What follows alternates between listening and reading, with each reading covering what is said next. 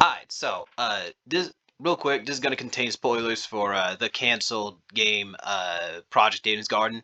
It's never gonna get released. What I'm gonna spoil, but it's information that's out there and maybe wasn't supposed to be. So, uh, warning for that, I guess. Uh, Cassidy Amber was supposed to be a twist villain, as I'm sure is well known by now. She was supposed to be the twist villain who organized the entire killing game of Project Damon's Garden.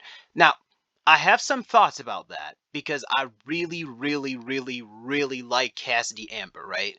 Aesthetically, she's a character that pleases me, but on top of that, her behavior is like really cute, and I think she's one of the most charismatic characters in the cast. So, there's a few things that I wanted to say specifically about her, like regarding her being the twist villain, right? Um, First, I want to say first off, one of the things that I like about her being a twist villain, right? Because I don't like the concept of her being a twist villain, but I really like Cassidy as a character. The thing that I like a lot about Cassidy is the fact that she's a very niche type of character that's actually a pretty good representation of a particular archetype of person that you might actually genuinely encounter online. She is a very blatant populist who relies heavily on tankie aesthetics, which is something I really fuck with. Not only because conceptually I just fuck with tankie aesthetics, but like I think it's a character archetype that's very niche and it's a very good execution on that, right? Now the thing is, her being the mastermind means that there's essentially two Cassidys we're gonna have to be talking about, right?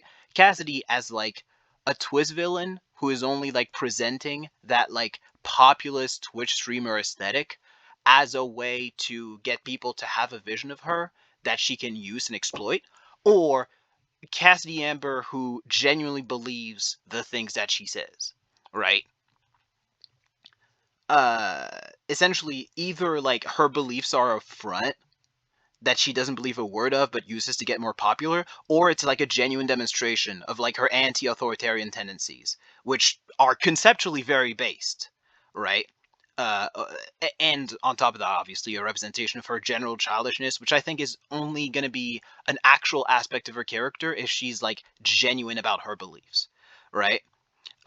Which once again is kind of representative because real life tankies do tend to do the same thing of prioritizing the aesthetics of the movement and the populism over the actual ideology. And I do think that while I'm obviously more politically aligned with tankies than anything else, that's like a genuine critique that you could have of them, and it's a very niche thing to critique, and more so to critique accurately. You know what I mean? I do like the idea. If she were the twist villain, and this is not, I don't know for sure if this is how it would have turned out, right? But because there's no way to know unless we ask the creators, but I'm pretty sure half of them are canceled. Uh, I like conceptually the idea of this hyper populist Twitch streamer somehow managing to entrap a bunch of very privileged people. Look at all these characters, right? I mean, Maitsu is obviously the kind of rich kid who farts higher than his own ass. So is Monteago. He's a celebrity. So is that chick, that guy, that guy.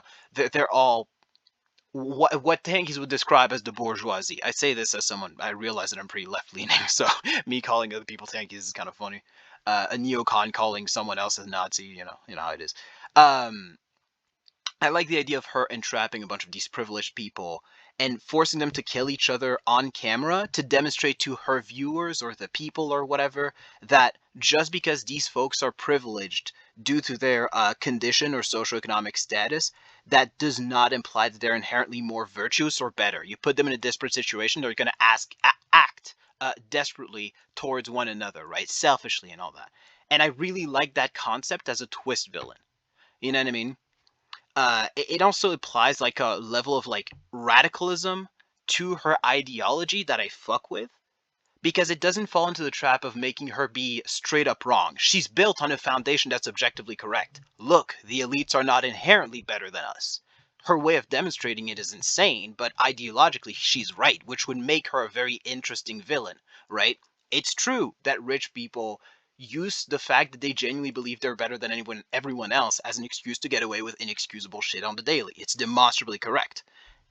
She just pushes it a bit far by trying to demonstrate it. Going into that, one thing that I really like is her opposition to Maitsu's obviously privileged background and elitist thinking, right?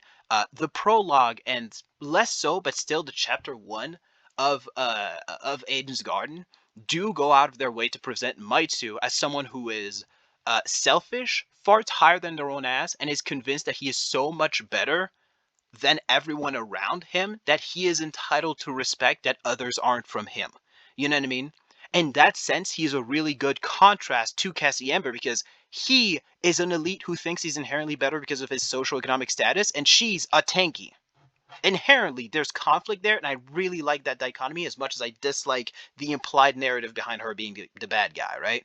Once again, I'll acknowledge my biases more in depth later, but I'm pretty left leaning, and if the plot was going in the direction that I think it was going in, it was going to tell a very right wing story, which doesn't mean it's inherently bad, but it does mean that I'm going to resonate with it less, right?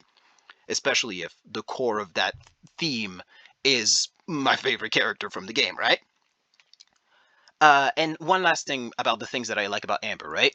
I really like the idea of her being a twist villain because it implies that the theme isn't the typical, like, pro power of friendship, we should work together idea like Diana wants to take the, show, the game story.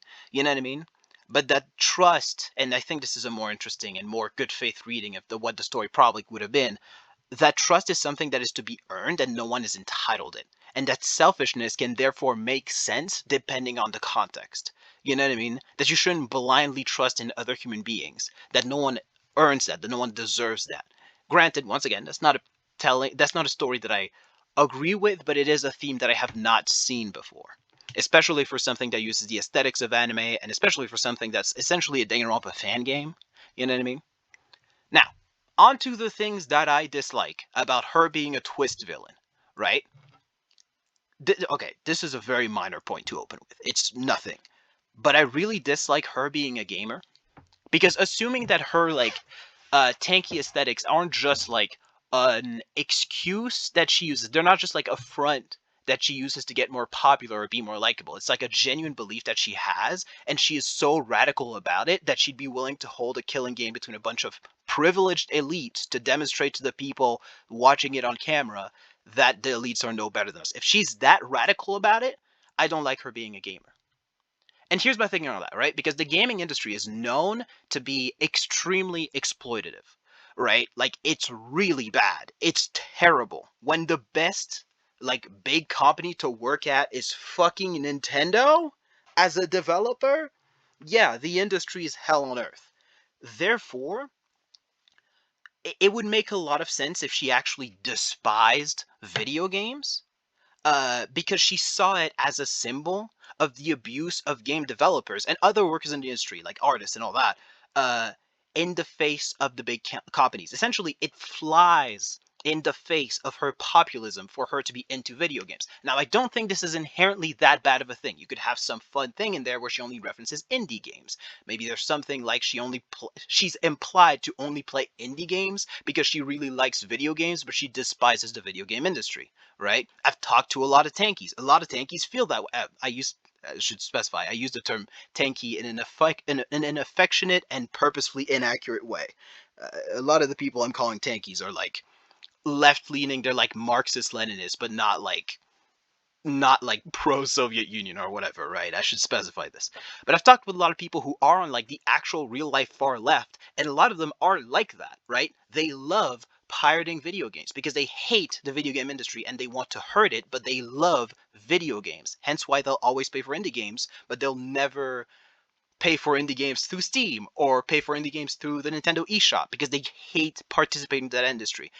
It would make a lot of sense if Cassidy Amber was that type. Unfortunately, she's not implied to be that type, and that is the only kind of gamer that I could imagine her being without that undermining the core aspect of her personality, which is the populism and tankiness that she presents. Right now, I do also dislike her being a twist villain conceptually because, like, her base concept of upbeat tanky Twitch streamer is really cute, and it's also really coherent with her childish, not childish personality, but she's more, I guess upbeat. Yeah, I guess childlike, I guess. With her childlike naivety and focus on aesthetic that real life tankies tend to portray, and genuine empathy that real life tankies also tend to portray. You know what I mean? Uh, Cassidy Amber not as a twist villain, but as the genuine kind girl that we see in the first in the prologue in the first chapter is just such an appealing character to me that her being the secret twist villain not only implies some pretty worrying things regarding the story's themes, although they're only worrying because I disagree with them because of my left-wing leanings, but it's also less interesting to me because the character is so cute. And this is something I kind of talked about in an earlier tangent, but one thing that I heavily dislike is the cynicism implied by Cassidy, Amber, and Diana being thematically wrong according to the story, and characters like Maitsu or Tsunaka being right by the story's themes. You know what I mean? Because, and this is one genuine critique that I have of Aiden's Garden. By the end of chapter 1, it kind of feels like the game is treating Wolfgang as a bad guy for being wary of the two most selfish people in the group. Like him being worried over being worried for the majority and worrying over the minority is a bad thing. Now, obviously, in the text, it's bad that he ostracized those two. Is the exact reason why Tanaka killed in the first place, right? Nothing bad would happen if Wolfgang had been a better leader. But it kind of seems like the game is using this as an excuse to criticize the the concept of collectivism, which would have been thematically coherent with Cassidy being the twist villain. But I don't know if I fuck with that narrative. Though once again, I do have my own biases, right? And this is the last point. It's the longest one, but I want to get that one out of the way. Conceptually, I disagree with the theme of the story being anti-collectivist and anti-togetherness, for lack of a better term. Not only because, once again, my political leanings, but like because the narrative just doesn't lend itself to that off the things that have happened already. Like, for example, Tanaka got punished by the narrative for her inability to work with others. The kind of ability to work with others that the game has punished Maitsu for by socially ostracizing him from the rest of the characters, right? Wolfgang arguably did the same thing when he ostracized those two. You know what I mean? This like inability to work with each other, the kind of togetherness that would be implied by having a character in your game who is a tankie. You know what I mean? They'll call it unification of the working class or whatever, but the thing they're talking about is togetherness at the end of the day. That's still the core of the argument. You know what I mean? Once again, spoilers for the game that's never coming out, but in one of the cases, you had a character who would sacrifice themselves and make the crime scene as difficult to parse as possible so that the culprit would get away with it and get to escape. That's something that the game punishes them for because it's a selfish thing to do, because the victim sacrificed the lives of everybody for the culprit, and the culprit went through with that plan, and the narrative punishes them with it by killing them both. That's bad. You know what I mean? Actually, it's really good because it aligns thematically with what I would have wanted the story to be. And yet, at the end of the story that's invested so much into this message of working alone and sacrificing others and being selfish and individualism is bad and togetherness is good. If the story spent so long doing that, I don't feel like it's done enough to deserve the main antagonist being a tanky populist. You know what I mean? Like, the story hasn't done enough to deserve that twist. Therefore, it's a little fucked up that they would have gone for that. And this is the conclusion, right? As much as I like Project Agent Garden, and as much as I like Amber Cassidy, and this is not me saying that I'm glad the project is canceled or anything. Obviously, that's a shame. But how do I phrase this in a way that doesn't sound insane? The level of disappointment that I felt knowing that the game would get canceled is, and I know this for a fact, significantly smaller than the amount of disappointment that I would have felt organically finding out that she was the twist villain in chapter 5. Now, this is the actual conclusion. This is the actual thing that I want y'all to walk away from this video with, right? If you ever plan on either picking up the project on your own, which I wouldn't recommend because it's a video game, so a huge concept, or if you plan on making a fan webcomic that, like a what-if scenario of if the story kept going and the game didn't get canceled, please don't go through with the idea of Cassidy being like the bad guy. You know what I mean? It's just not. It normally doesn't make for a theme that I and I think most Danganronpa fans would not resonate with as much, especially Eden's Gardens fans. Though those two communities are like the Venn diagram is practically a circle, but you get it. Not only would it make for a story that thematically we would resonate with less because all of us tend to have pretty significant like collectivist left-wing biases. Collectivism and leftism are not the same thing, by the way. I don't want you to think that walking away from that video. Um, but also because it's less interesting and it's less coherent with the things that have happened so far. And this is the most important part to me because Cassie is my favorite character, it would make Cassie's character less interesting. You know what I mean? I'm not saying it can't work. I want to emphasize this. I really like the idea of a story that pretends to be about the value of togetherness, but the opponent is a tankie who's merely taken it too far. You know what I mean?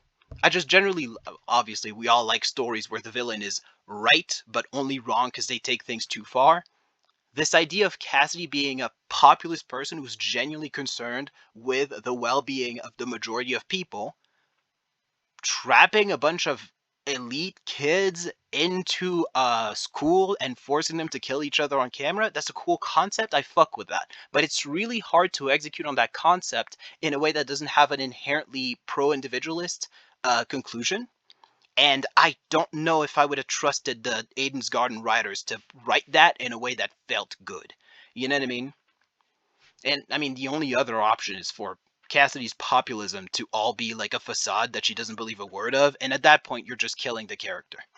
And there's nothing that's interesting to her left aside from like her very cute appearance, admittedly, and like her kind of cute demeanor that was kind of correlated with her tanky behavior too. So if that was a lie, then that was a lie too. You know what I mean? So I guess yeah, that was my general thoughts on Eden's Garden. It's more of a thematic analysis. I talked more about the themes of the story than I did about Cassidy. This was supposed to be a video about Cassidy, but yeah, that's about all I had to say. I really like Cassidy Amber, in case you can tell. She's like one of my favorite characters of anything related to Danganronpa.